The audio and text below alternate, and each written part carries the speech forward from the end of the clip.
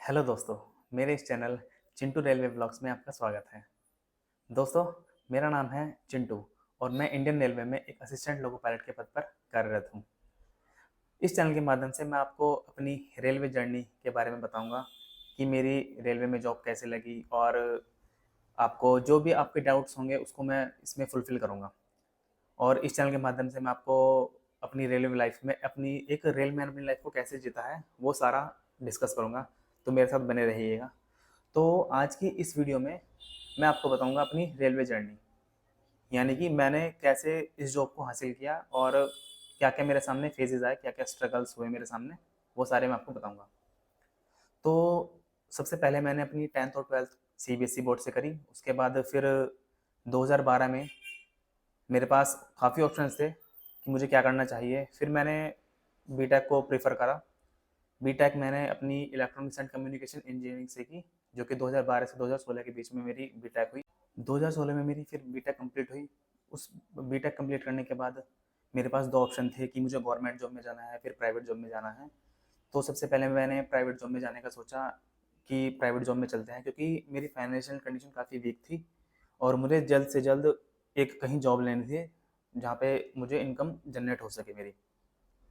तो मैंने private job की। मैंने काफ़ी इंटरव्यू दिया यहाँ पे नोएडा, दिल्ली में, अपने घर के पास गाज़ियाबाद है मेरा घर। तो इंटरव्यू देने के बाद मेरा एक जगह सिलेक्शन हुआ टीसीएस कंपनी में। टीसीएस में मैंने काफ़ी दिन जॉब भी की, 2-3 महीने। वहाँ जॉब करने के बाद मुझे संतुष्टि नहीं मिली। मुझे लगा कि यार यहाँ पर मैं नहीं कर पाऊँगा। तो या फिर मुझे ये लगा कि मुझे कुछ अच्छा करने की नीड है अपनी फैमिली के लिए। तो मैंने फिर अपने घर पे आके बात की कि मुझे गवर्नमेंट की प्रिपरेशन करनी है और मुझे गाइडलाइन घर वालों ने भी दी कि चल ठीक है कि तू गवर्नमेंट की प्रिपरेशन कर, कोई प्रॉब्लम नहीं है, हम तेरे साथ हैं। फिर मैंने गवर्नमेंट की प्रिपरेशन अपनी दिल्ली से स्टार्ट की। दिल्ली में मैंने ऑफलाइन ही कोचिंग की। उस टाइम पे ऑनलाइन का इतना क्रेज़ नहीं था, 2016 में 17 में सॉरी। और मैंने फिर ऑफलाइन वहाँ पे कोचिंग की अपने मामा के घर से ही। मैंने प्रिपरेशन को स्टार्ट किया। मैंने सबसे पहले टेक्निकल की करी प्रिपरेशन। टेक्निकल में मैंने काफ़ी एग्ज़ाम दिए, जैसे डीएमआरसी, बेल्स, आपका काफ़ी कंपनीज़ हैं, पीसीज जो हैं, एनपीसीएल वगैरह सब जितने भी हैं मैंने वो एग्ज़ाम दिए। उसमें 1-2 में क्वालिफ़ाई भी हुआ, लेकिन मेरी कट ऑफ जो है वो कहीं न कहीं रह जाती थी।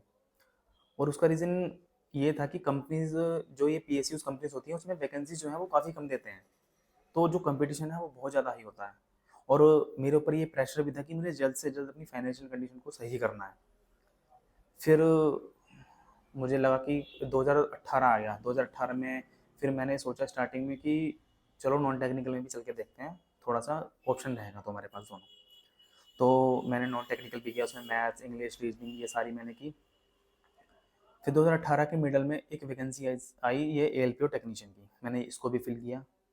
इसमें मेरा जो प्रेफ़रेंस थी वो एएलपी पहली प्रेफ़रेंस थी, क्योंकि मुझे जल ज़्यादा फील्ड की जॉब ही ज़्यादा सही लगती है। मुझे बैठने की जॉब इतनी अच्छी नहीं लगती।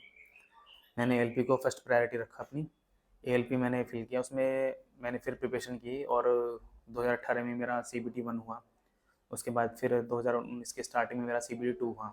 उसके बाद फिर मेरा साइको हुआ। मेरे तीनों एग्ज़ाम मैंने क्रैक किए। उसके बाद फिर मेरा डॉक्यूमेंट वेरिफिकेशन हुआ। डॉक्यूमेंट वेरिफिकेशन में मुझे इलाहाबाद के लिए भेजा, क्योंकि मैंने आरआरबी इलाहाबाद से ही इसको फिल किया था फॉर्म को। तो आरआरबी इलाहाबाद से मेरा वहाँ पे इलाहाबाद में ही डॉक्यूमेंट वेरिफिकेशन हुआ। उसके नेक्स्ट डे मेरा झांसी में मेरा मेडिकल था, मैंने मेडिकल को दिया।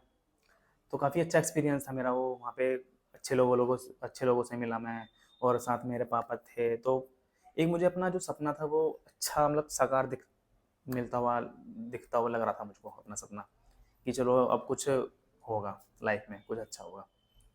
तो काफ़ी अच्छा एक्सपीरियंस था वो। तो फिर उसके बाद फिर हम घर आ गए। मेरा काफ़ी अच्छे से गया। तो मेरा डॉक्यूमेंट वेरिफिकेशन और मेडिकल दोनों मेरे पास हो गए थे रिजल्ट आने के बाद। उसके बाद फिर आ गया 2019। 2019 में आ गया कोरोना। कोरोना में लगभग मेरी जो जॉइनिंग है वो 1.5 साल की डिले में चली गई। उस 1.5 साल के बीच में जब भी कोरोना में जैसे पब्लिक का थोड़ा बहुत खुलता था बाहर निकलने का, तो उसमें हमने धरने दिए, काफ़ी ट्विटर पे ट्रेंड करे कि एलपी की वैकेंसी को जल्दी से क्लियर करो। तो वो भी मोमेंट काफ़ी याद है मुझे, काफ़ी अच्छा था वो। हम दिल्ली भी गए, बड़ौदा हाउस भी गए, रेल मंत्रालय भी गए। वहाँ पे हमने गुहार लगाई अपनी कि हमारी वैकेंसी को जल्दी क्लियर करो, काफ़ी लेट हो रहे हैं हम। तो वो बीच में 2019 भी निकल गया, पूरा 20 भी निकल गया, यानी कि लगभग 1.5 से 2 साल डिले हो गई मेरी वैकेंसी। फिर 2021 में अगस्त में मेरी जॉइनिंग आई, और जॉइनिंग में मैं मुरादाबाद गया। मुरादाबाद में मेरा डॉक्यूमेंट वेरिफिकेशन हुआ, सब कुछ हुआ। तो उन्होंने फिर 1 हफ्ते बाद मुझे ट्रेनिंग के लिए भेजा चंदौसी में। चंदौसी में भी मेरा काफ़ी अच्छा एक्सपीरियंस था। चंदौसी में मैंने अपने रेलवे के ट्रैफिक रूल्स, सिग्नलिंग सिस्टम ये कैसे काम करते हैं वो सीखे मैंने। 1 महीने की ट्रेनिंग थी मेरी। काफ़ी अच्छा एक्सपीरियंस है मेरा वहाँ। अच्छे अच्छे दोस्तों से मुलाकात हुई मेरी जो मेरे साथ के थे। तो काफ़ी अच्छा एक्सपीरियंस था मेरा वो। चंदौसी के बाद मेरी फिर ट्रेनिंग हुई तुगलकाबाद में। तुगलकाबाद में मेरी जो आपका इलेक्ट्रिक इंजन होता है तो उसकी ट्रेनिंग कराते हैं कि आपका इंजन कैसे काम करता है, उसमें क्या क्या इक्विपमेंट्स लगे होते हैं, वो सारी चीज़ें। वो भी मेरा काफ़ी अच्छा एक्सपीरियंस था। उसके बाद फिर जो मेरी पोस्टिंग हुई वो मुरादाबाद डिवीज़न में हुई। मुरादाबाद मंडल में मेरी जो पोस्टिंग थी वो मुरादाबाद ही स्टेशन पर थी। वहाँ पे मैंने काफ़ी अच्छा काम किया, 1 साल मैंने काम किया।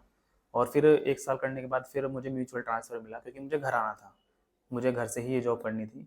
तो किस्मत मेरी अच्छी थी कि मुझे गाज़ियाबाद से ही मेरा म्यूचुअल ट्रांसफ़र मिल गया। तो मैंने गाज़ियाबाद से म्यूचुअल ट्रांसफ़र कर लिया, और वो 2-3 महीने में मेरी क्लियर हो गई म्यूचुअल ट्रांसफ़र की जो फ़ाइल है। और फिर मैं अपने गाज़ियाबाद आ गया।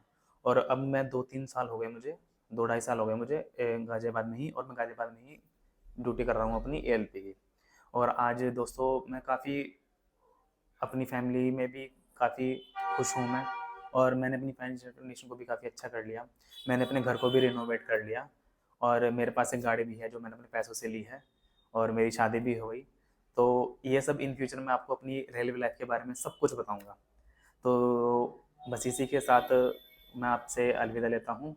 और आपको मेरी जर्नी ये अच्छी लगी तो इसको शेयर करें, लाइक करें, और प्लीज़ चैनल को सब्सक्राइब करें।